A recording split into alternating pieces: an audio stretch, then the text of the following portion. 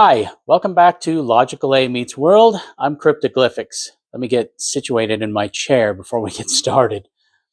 So today's video is going to cover a term called High Functioning Autism.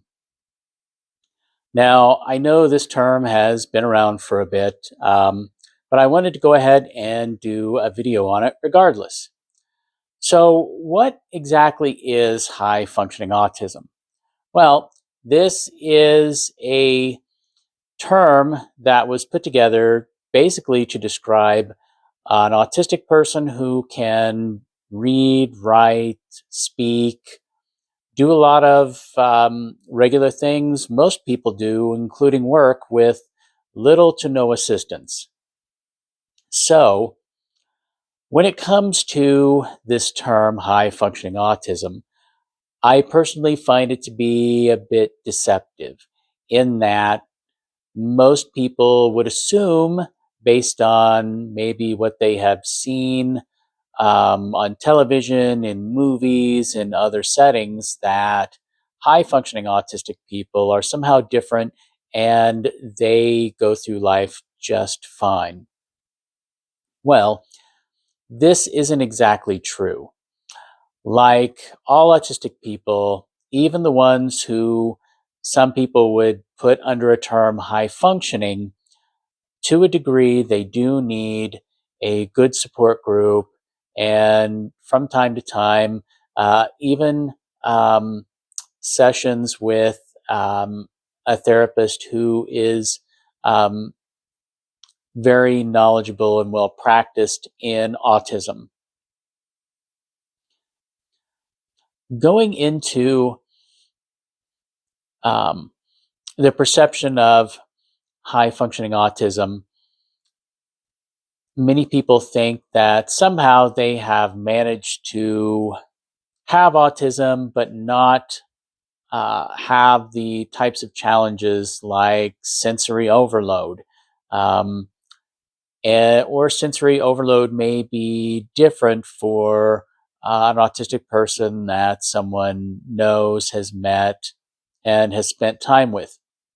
When it comes to sensory issues, it's not always just about sight and sound.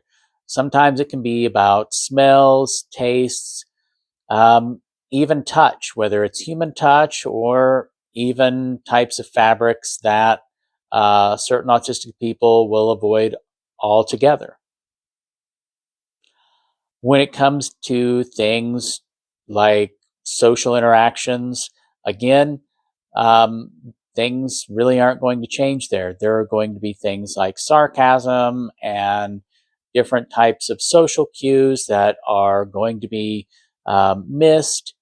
There are going to be times where a topic comes up, and for me in particular, if it's something I know a ton about, my brain spins up absolutely everything about it, and I just kind of vomit it out for everybody. Um, Even if they weren't asking for that depth of knowledge on a particular subject or topic. When it comes to volume in certain settings, again, we're going to turn up the volume on our voice. We're not going to notice. Everyone else around us will. And that can lead to people really kind of wanting to get out of that conversation, sometimes rather quickly. There are times in my instance where my tone may change and I won't notice, but sometimes my wife will tell me later that, your tone made you awfully overbearing. Again, not my intention, didn't know it happened, but she was kind enough to inform me.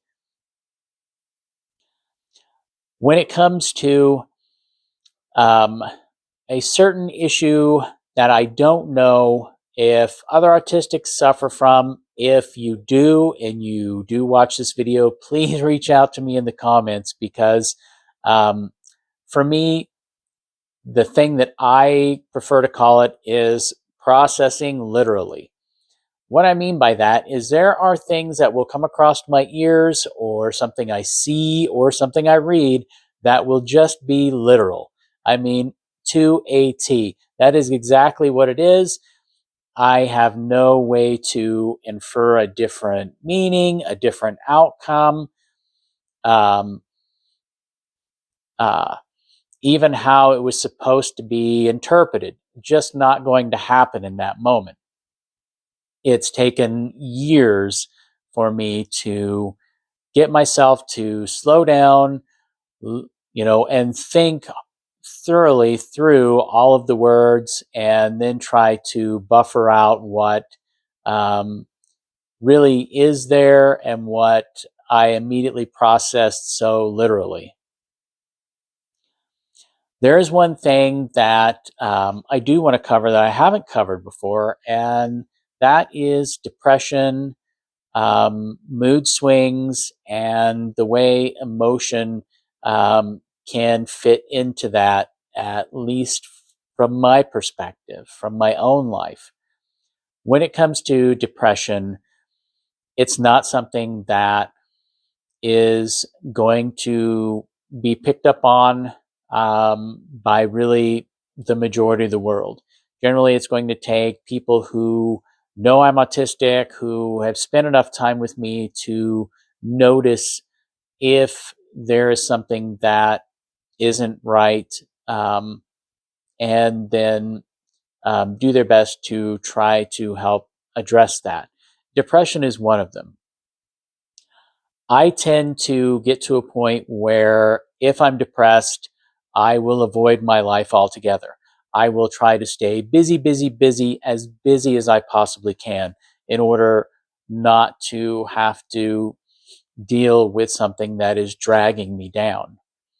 And when it comes to someone I know that's in my special group of people, and they bring it to me, it still takes a while for it to come out.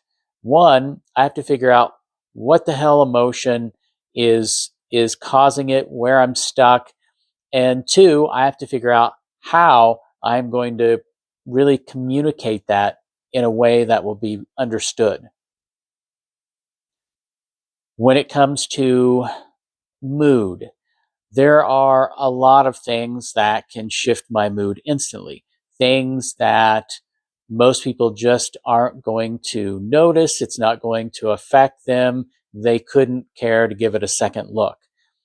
Um, it can be things as small as going out somewhere and sitting at a table and things being disheveled on the table. There are certain things that I will do my best to try to preset when I sit down. Everything from the plates to where my cup goes to where silverware goes to the salt and pepper shakers. And when we're at restaurants where maybe there is a lot of food items because there are so many people and things get what I refer to as highly disorganized at the dinner table, it is a highly unappealing.